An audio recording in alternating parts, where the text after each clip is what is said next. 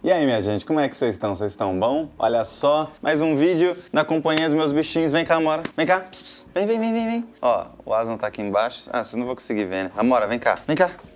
Vem. Essa é a Amora. Não vou mostrar o bumbum, não.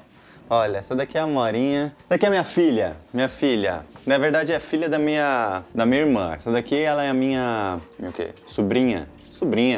Olha aí. Gente, seguinte, estamos aqui... Olha aí, desfocou, voltei. Estamos aqui, mais um vídeo e agora nesse novo formato, nessa nova marca que a gente é agora. Não somos só Arthur Malheiros, não é só eu aqui, na verdade. Agora nós somos Logos, nós somos esse projeto maior ainda. Você que não viu ainda... Eu só vou mostrar essa partezinha aqui da frente, tá? Esse daqui é o próximo drop nosso que vai sair. Eu não vou mostrar a parte de trás pra vocês, não vou mostrar mais coisas da camiseta, porque spoiler demais, né? Eu já tô sendo bonzinho demais com vocês e chegar aqui com a camiseta e mostrar a parte da frente, tá?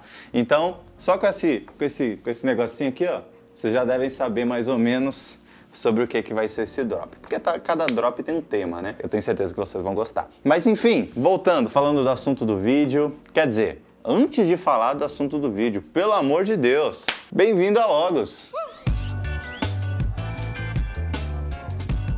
Agora, minha gente, nesse novo formato que a gente tá, quero me apresentar primeiro. Meu nome é Arthur Malheiros, sou o apresentador aqui, sei lá, já falei pra vocês, não sei exatamente o que eu sou o cara que fala aqui pra vocês, tá? E o que acontece, na verdade? Eu tô um pouquinho aqui pro lado, porque a bonitinha tá aqui, daí eu deixo ela, né? É o lugar dela. Nessa nova fase que a gente tá, eu falei pra vocês que eu quero bater esse papo com vocês, ser um pouquinho mais próximo nesse sentido e falar o que tá acontecendo no meu coração e não chegar pra vocês dando aula nem nada do gênero. E sobre o que eu quero falar com vocês. Eu vou falar hoje, vou começar nesse assunto, mas provavelmente eu não vou terminar ele hoje, porque é muita coisa que a gente tem pra falar. E a gente vai falar sobre comunhão. Por que a gente vai falar sobre comunhão? Eu já frequentei ao todo na minha vida 1, 2, 3, 4, 5, 6 igrejas, tá?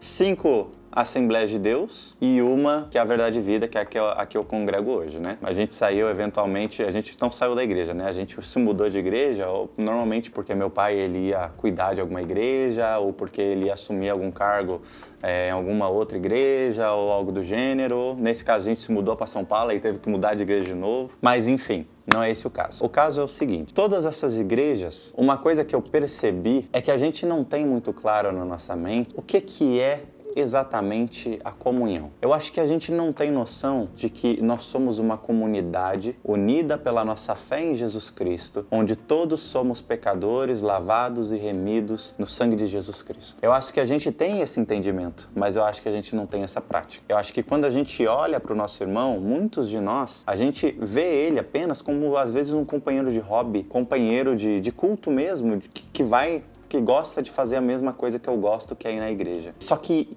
não é isso que o Evangelho quer nos comunicar. Quando a gente lê a Bíblia, a gente vai falar um pouquinho sobre isso, é muito mais profundo do que apenas uma amizade, do que apenas uma parceria. É muito mais profundo. Não tem nem comparação, não sei nem se dá pra falar dessa forma. É uma amizade, uma parceria, porque é muito mais profundo do que isso. O que você tem com o seu companheiro de culto, a pessoa que congrega junto com você, não é uma amizade, é uma irmandade. Ela é a sua irmã ou seu irmão. Ele é seu irmão adotivo porque você, tanto você quanto ele, segundo João, capítulo 1, foram adotados por Deus. Eu acho que às vezes a gente perde um pouco da noção do quão profundo é isso. Acho que às vezes a gente perde um pouco da noção do quão sério é isso, não no sentido apenas de que eu tenho que contar com o meu irmão, mas no sentido de que eu preciso ser a pessoa que o meu irmão pode contar. E às vezes a gente pensa muito nesse sentido de eu escutar o meu irmão, mas eu tenho que entender que eu posso falar com o meu irmão também, preciso suportar o meu irmão. Então, são vários pontos que a gente precisa tratar que são de extrema importância. E a gente vai falar sobre isso hoje, semana que vem. Não vou falar que isso daqui é uma série. É uma série, eu vou falar mais de um vídeo, eu vou falar sobre isso. E eu acho que o primeiro tópico que a gente tem que abordar sobre isso é que a vida cristã, ela é uma vida em comunidade. Não existe vida cristã fora da comunidade. Por quê? Porque O cristão, ele não existe para viver uma vida de isolamento. Ele não existe para viver uma vida fora da igreja, uma vida num monastério, uma vida monástica, viver como um monge. Não foi para isso que o cristão foi feito. O cristão, ele foi feito para viver em meio à comunidade, não apenas a comunidade da fé, mas também a comunidade inimiga da fé, porque é de lá que nós trazemos as pessoas para dentro da nossa comunidade. É lá que nós resgatamos as pessoas que ainda não entenderam que elas são escravas do pecado e que elas têm que ser libertas para a maravilhosa luz, para o Evangelho de Cristo. Então a gente não foi feito para viver em isolamento, de forma nenhuma. A gente foi feito para viver em comunidade. O primeiro tópico que eu quero abordar é justamente sobre aqueles cristãos que não querem viver em comunidade. Existe um texto bíblico, vou pegar minha Bíblia para ler para vocês, lá em Hebreus, no capítulo 10, no versículos 24 e 25. Hebreus 10, 24 e 25 vai falar o seguinte: consideremo-nos uns aos outros para nos estimularmos ao amor e às boas obras. Preste atenção no 25. Não deixando de congregar-nos como é de costume de alguns, mas admoestemo-nos uns aos outros, e tanto mais quando vedes que se aproxima aquele dia. E esse texto aqui, ele começa no versículo 24 falando justamente: consideremo-nos uns aos outros para nos estimularmos ao amor e às boas obras. Primeiro que você não tem esse estímulo fora da igreja. Você não consegue ter esse empurrão que às vezes você precisa para ter força na fé fora da comunidade e longe dos seus irmãos. Você não consegue. Quando isso acontece, quando você sai da comunidade, existem normalmente duas coisas que normalmente acontecem. A primeira é o próprio abandono da fé. Você acaba deixando a fé porque você não consegue suportar as dificuldades, os desafios que você vai tendo e você acaba abandonando. Por quê? Porque justamente você não tem os seus irmãos para lhe apoiar. E olha só que curioso, às vezes são os seus irmãos que podem lhe ferir. Às vezes são os seus irmãos que lhe machucam. Às vezes são os seus irmãos que fazem com que isso aconteça. Só que, olha que curioso, também são os seus irmãos que vão lhe carregar, que vão lhe ajudar para que você venha conseguir passar por a dificuldade que você esteja passando. E seja quais for o problema que você teve com algum outro irmão seu. Sabe que uma coisa que acontece é que a gente esquece, enquanto nós somos cristãos, todos nós somos e precisamos continuar no caminho do amadurecimento. A gente precisa. Eu estava lendo esses dias, o autor ele estava falando justamente sobre o amadurecimento. E o que amadurece? É uma fruta que amadurece. E quando essa fruta amadurece, o que ela faz? Ela serve para alimentar as outras pessoas. O seu amadurecimento, as suas dificuldades que você passa, os seus desafios, as suas intrigas às vezes que você tem com seus irmãos, as suas discussões, elas vão te ajudar a amadurecer cada dia mais, porque você vai servir os seus irmãos da mesma forma. Às vezes você chega, o irmão ele magoa você e fala uma coisa que você não gosta, mas você pensa o seguinte: eu tenho que perdoar o meu irmão, eu tenho que conversar com o meu irmão porque eu não gostei disso, eu preciso que isso seja resolvido. E se ele não entender, o que eu faço? Eu oro pelo meu irmão, porque ou eu estou errado ou ele está errado, e Deus vai ter que trabalhar no coração, ou no meu ou no seu. Se você não consegue orar pelo seu irmão que lhe magoou, que dirá orar pelo seu inimigo que Jesus mandou que você fizesse? Então tenha isso em mente sempre. O outro caminho que você pode seguir é o caminho justamente da fé incorreta, digamos assim, ou do desvirtuamento da fé, ou até ir para um caminho mais de uma heresia às vezes. Porque se nós temos heresia dentro da igreja, onde nós temos nossos irmãos, nossos amigos, nossos pastores, nossos mestres, para nos auxiliar, imagina fora dela, onde você não tem nenhuma dessas pessoas e você está com 700 bilhões aí de conteúdos na internet, onde você consome conteúdo e você às vezes não entende alguma coisa e você pergunta pro ChatGPT. Então, a gente precisa da comunidade porque uma dessas duas coisas acontecem: ou a gente abandona a fé, ou a gente vai para um caminho de uma fé que não é a fé que nós deveríamos estar praticando, não é a fé que nós deveríamos estar vivendo. Então nós sim precisamos da comunidade. Crer em Deus, para acreditar em Deus, você não precisa da comunidade. Para acreditar que Ele existe, para acreditar que existe um poder além dos céus, você não precisa da comunidade. Agora, para você ser cristão, para você praticar o cristianismo, você precisa sim da comunidade da fé, porque a comunidade da fé, ela vai te apoiar. Não sei se vocês assistiram o filme A Forja. O filme A Forja tem uma determinada cena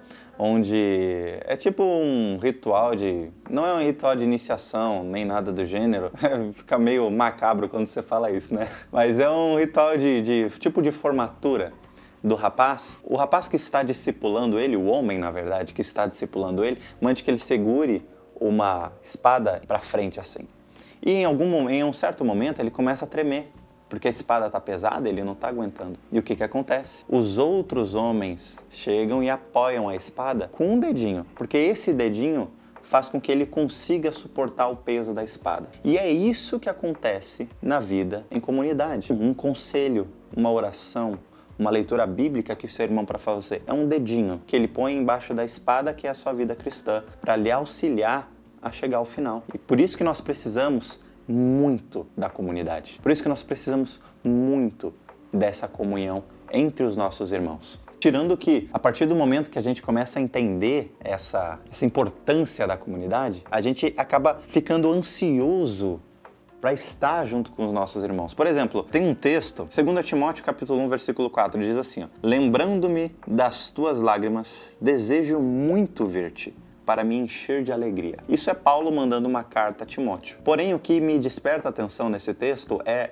a alegria de Paulo em perceber, em querer, na verdade, ansiar por ver o discípulo, por ver o irmão dele.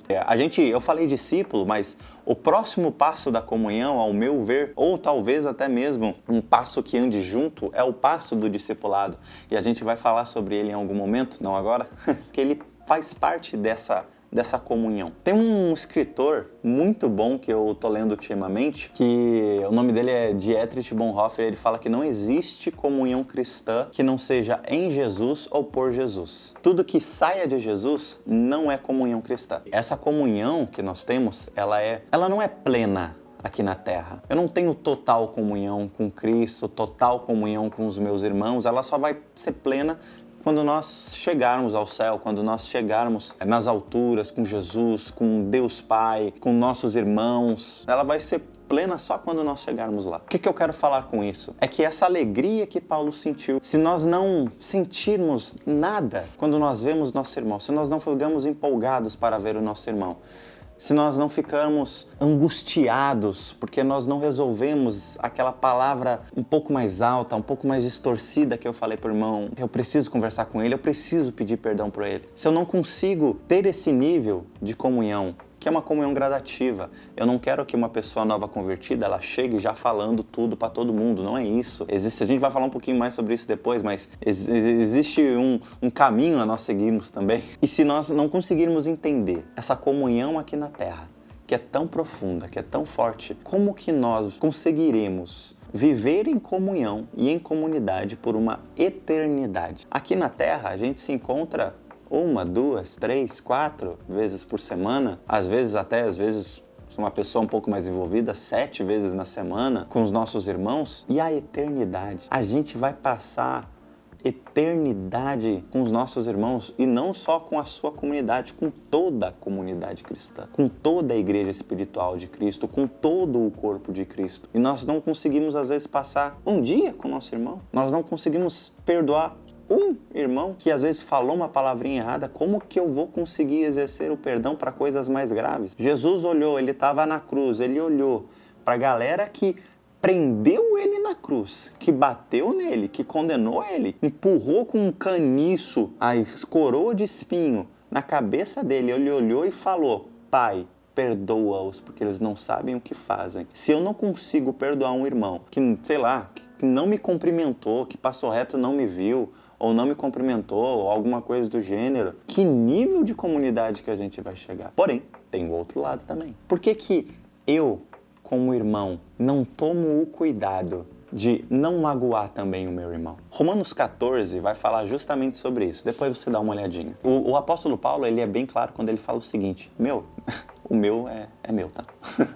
Cara, se um irmão seu, ele fica incomodado porque você está comendo tal coisa, não coma. Se o irmão fica incomodado porque você está fazendo determinada coisa, Não faça aquela coisa, não magoe o seu irmão. E aí a gente parte do princípio daqueles fortes e fracos, porque existe isso. Os fortes, eles têm que apoiar os fracos. Se o seu irmão fica magoado com coisa pouca, é porque ele é fraco ainda. E você é um pouco mais amadurecido. Então, você faz o quê? Você ajuda ele. Você não pega e, por ele ser fraco, você pisa mais nele. Você não faz isso. Não é esse o caminho que você tem que seguir. Nós precisamos nos apoiar dentro da comunidade. Porque se a nossa comunidade for fraca, como que nós vamos alcançar os de fora da comunidade? Nós não conseguimos. Tanto que Jesus, ele fala, quando os fariseus acusam ele de ser o príncipe dos demônios e tal, alguma coisa, estar expulsando em nome de Beelzebul, uns negócios assim, ele fala, um reino dividido não prospera. E isso ele está falando de demônio. E a gente,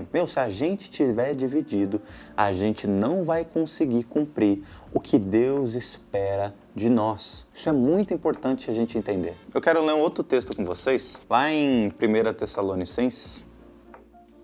Tessalonicenses, capítulo 4, versículos 9 e 10. Olha o que fala. Quanto, porém, ao amor fraternal, não necessitais de que vos escreva, visto que vós mesmos estáis instruídos por Deus, que vos ameis uns aos outros, e com efeito já assim fazeis, para com todos os irmãos que estão em toda a Macedônia. Exortamo-vos, porém, a que ainda mais nisso aumenteis. Esse texto aqui ele é muito interessante, porque justamente o amor dentro da comunidade cristã não é uma doutrina apostólica, é uma doutrina que veio direto de Deus, porque Deus falou, amai-vos uns aos outros como a vós mesmos. Essa doutrina, esse ponto, Deus mesmo estipulou, ele falou, é o seguinte, é assim, façam isso, para você ver a importância desse relacionamento. Para você ver quão profundo é e quão grande expectativa Deus tem sobre esse relacionamento. Sobre esse relacionamento, eu quero entrar em um assunto e eu quero terminar falando sobre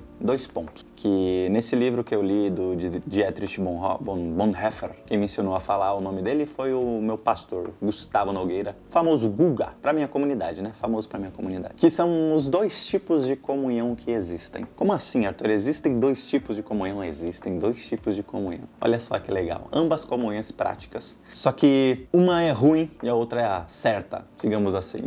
A primeira, ela é a comunhão idealizada. E o que é a comunhão idealizada? E como o nome já dá a entender, é aquele tipo de comunhão ou vida em comunidade em que a pessoa ela idealiza internamente, si mesmo, pessoalmente, o que ela espera de uma comunhão, o que ela espera de uma comunidade. É aquela comunhão onde a pessoa ela fala, para mim comunhão é você, é um irmão, um amigo, meu líder, às vezes me chamar todo final de semana ou toda semana para tomar um café, para eu abrir meu coração para ele. Comunhão para mim é todo mundo na igreja me cumprimentar e ninguém passar reto por mim. Porque se alguém passar reto, essa pessoa não quer a minha companhia. Portanto, a minha comunhão com ela está rompida ou algo do gênero. Comunhão idealizada, ela tem várias características. Essa comunhão, ela nasce dessa expectativa criada dentro de si mesmo e que se às vezes essa expectativa é frustrada, né? Não acontece, acaba que para ela a comunidade fracassou. Para ela não há mais comunhão, para ela ocorreu um erro, ocorreu algum problema e não existe mais comunidade. Ou a comunhão falhou para essa pessoa. Toda e qualquer comunidade, ela está fadada ao fracasso se cada um entender que o seu ideal é o ideal correto e acabou. O que eu quero dizer com isso? Quero dizer que qualquer tipo de movimento, se não tiver um alinhamento do que se espera daquele movimento ou do que aquele movimento é, acaba que aquele movimento não vai para frente. Por que não vai para frente? Porque cada um vai para o seu lado. Isso aconteceu, sabe onde que aconteceu? Na igreja. Olha que novidade, né?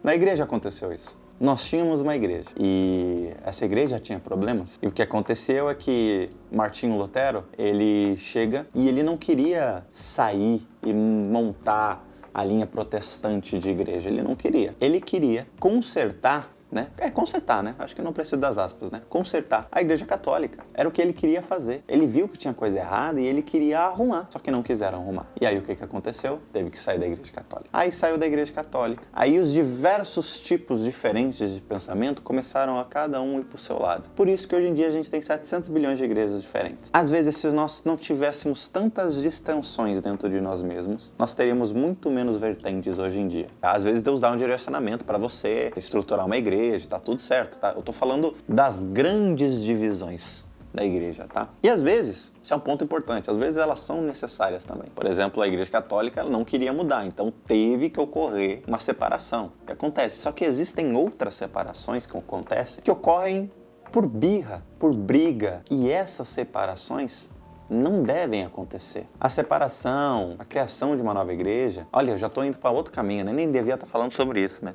Mas a criação de uma nova igreja, ela tem que vir de um direcionamento de Cristo, de um direcionamento do Espírito Santo no coração. Porque a igreja não é um negócio, ou pelo menos não é para ser um negócio. A igreja não é para ser um comércio ou como se fosse uma empresa que você abre a sua empresa e você é um empreendedor. Não, mas enfim, vamos voltar para o assunto, né? Que eu me perdi demais aqui. Mas voltando ao assunto sobre a comunhão idealizada, e o problema dessa comunhão idealizada é que a decepção que surgirá nessas pessoas, justamente por não ter alcançado essa expectativa dela, vai ser direcionada a quem? Vai ser direcionada primeiro a Deus, depois a sua comunidade, e depois essa pessoa, por não ter mais a quem culpar, ela vai direcionar a si mesma. Toda uma comunhão, toda uma comunidade cristã, ela pode ser abalada quando isso acontece. Porque essa distensão, esse arrancar de um membro, ele sempre é dolorido, ele sempre machuca. Então, todos os membros sentem quando um membro está machucado, ou quando um membro ele quer sair, ou algo do gênero.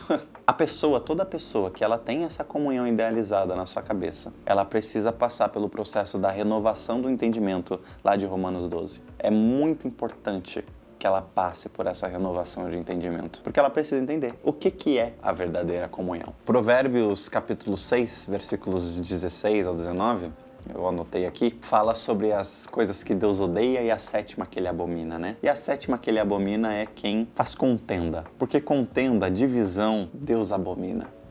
Deus não quer um corpo dividido, uma igreja dividida. Ele quer uma igreja unida. E no final de tudo, quando uma pessoa que tem essa ideia errada, ela acaba vivendo um processo de culpa. Primeiro, como eu falei para vocês antes, ela culpa a Deus, porque a comunidade de Deus falhou com ela. Depois ela culpa a comunidade, justamente porque a comunidade falhou com ela. E depois ela culpa a si mesma, porque a expectativa de comunhão dela não foi suprida. E acaba virando uma acusadora de Deus, uma acusadora da sua comunidade e no final uma acusadora de si mesmo. Mas, Arthur, você ficou o tempo todo falando sobre a comunhão idealizada. E qual que é a comunhão certa? A comunhão divina, comunhão cristã de verdade, ela não é um ideal. Ela não é um pensamento, uma ideia que vem do líder da igreja. Ela não é uma ideia que, não sei, surgiu ou algo do gênero. Não. A comunhão, ela é uma realidade. A gente precisa viver a realidade da comunhão na nossa igreja, que é exercida através de Cristo no seu corpo espiritual, que é a igreja. Essa comunhão, ela é espiritual, mas ela tem um reflexo social. Então ela não é uma comunhão exclusivamente social. E o que eu quero dizer com isso? Eu quero dizer que se o seu irmãozinho não convida você toda semana para tomar um café ou para, sei lá, para ir no cinema, para passear, olha que legal, você ainda tem comunhão com seu irmãozinho. Eu não estou falando que isso não é importante, que a gente não deva praticar esses atos sociais com os nossos irmãos. Só que não é essa a comunhão que nós temos com ele. Nós temos uma comunhão de similaridade, por quê? Porque você é um pecador, o seu irmãozinho é um pecador, eu sou pecador, todos nós somos pecadores. E sabe o que mais nós temos de similar? Você foi lavado pelo sangue de Cristo, eu fui lavado pelo sangue de Cristo, seu irmãozinho foi lavado pelo sangue de Cristo. Então nós entendemos o que cada um de nós passamos às vezes. Às vezes não situações específicas, mas a gente entende que a nossa natureza, ela é uma natureza pecaminosa, é uma natureza difícil de vencer, é uma natureza que a gente tem que lutar contra ela todo dia, porque senão dá ruim, senão a gente se afasta de Cristo de novo. E essa é a comunidade, essa é a comunhão cristã verdadeira, é uma comunhão espiritual ao final de tudo. É uma comunhão onde, através de Jesus Cristo, você alcança o seu irmão. E através de Jesus Cristo, o seu irmão. Quando você precisar, ele te alcança também. Então tenha isso em mente sempre. A comunhão não é o cafezinho da tarde. A comunhão não é o cineminha com um grupo de jovens. A comunhão não é o grupo de estudo que vocês fazem. É parte da comunhão? É. Fortifica a comunhão? Fortifica. Só que isso não é a comunhão. Tanto que Paulo, por exemplo, ele vivia isolado de todas as igrejas que ele implantou, ele vivia longe de todos os irmãos dele. E ele ainda tinha comunhão, tanto que ele chamava atenção, xingava o pessoal às vezes, se necessário, porque ele tinha essa comunhão com essas pessoas. Então, tenha isso em mente, por favor. Entenda que a sua comunidade na fé, ela existe para te apoiar e que você existe para ajudar os seus irmãos dentro da sua comunidade da fé. É muito importante você entender isso. Tenha isso em mente, porque quando nós entendermos isso, nós vamos estar dando um passo a mais, devagar, vagarosamente, aos pouquinhos, a plenitude que só será completa mesmo quando nós chegarmos no céu. Mas é isso aí, minha gente. Então, esse é o primeiro vídeo aí dessa... Tirando o vídeo de introdução, né? Pelo amor de Deus. Mas aquele lá não conta, né? É o primeiro vídeo dessa série que a gente vai começar agora, como Logos, essa nova etapa que a gente tem. O Bruno tá aqui. Vem cá, Bruno. Opa! Pera aí que eu vou botar o microfonezinho dele. Põe aqui. Tá ligado? Opa, tá me ouvindo? Tudo certo? Aqui, aí você botou errado o negócio, né, meu? O microfone tá aqui em cima, meu. Ah, o microfone é pra dentro, o imã é pra fora. Não, mas pode botar pra dentro também, pra fora, tá tudo certo. Eu que ponho assim, porque pra dar escondidinha, né? Pra ficar mais aesthetic. Aesthetic. Não, mas tá botando errado, que é carregador, mano. O que é o microfone? Ah, tá. Desculpa, Essa juvenil mano. demais, mano. Só sei fazer camiseta, mano. Dos vídeos você faz. Pensa. Top? Esse é o Bruno, gente, que eu falei pra vocês. Ele é o cara que começou toda essa ideia da Logos. Ele que esquematizou aqui toda essa ideia, começou com a ideia das camisetas, né? Ó, eu mostrei só a frente da camiseta, não mostrei as costas, tá? Pra fazer o... Esse é meu garoto propaganda. Pra fazer né? Esse suspense, né? Boa. Que é importante. Que não lançou ainda. Vai lançar, mas calma lá, né? Há um tempo pra todas as coisas debaixo do céu, não é mesmo? Aleluia. Então, né? E aí? É isso aí? É isso aí. É isso aí. É só conhecer o Bruno, né? Então, eu posso falar aquela frase de todo youtuber agora pro final? Fala. Então, agora, se eu fosse você, se inscrevia no canal, ativava o sininho e mandava pras 10 pessoas que você conhece se você ama Jesus. Entendeu? Se você ama Jesus. Entendi. Compartilha. Entendi. Mas se inscreveu na parte, né? Ah, o qual? Segue a gente no Instagram, pelo amor de Deus, hein? Exatamente. @logos__. Exato. Underline? É 2 underline? Acho que é... Corta, então. Vamos falar só um, que aí dá, se você jogar dá do mesmo jeito. Então, O que é pra falar de novo, então? só logos underline. Só Logos underline? É, porque tem 2 underline, mas se você jogar só um, não tem mais nenhum logos com underline no Insta, então aparece de qualquer jeito. Mas por que tu botou 2 underline, então? Porque com um não deu. Entendi. Você entendeu? Entendi. Mas tá bom. É isso. É isso aí. Segue nós, Logos underline. For!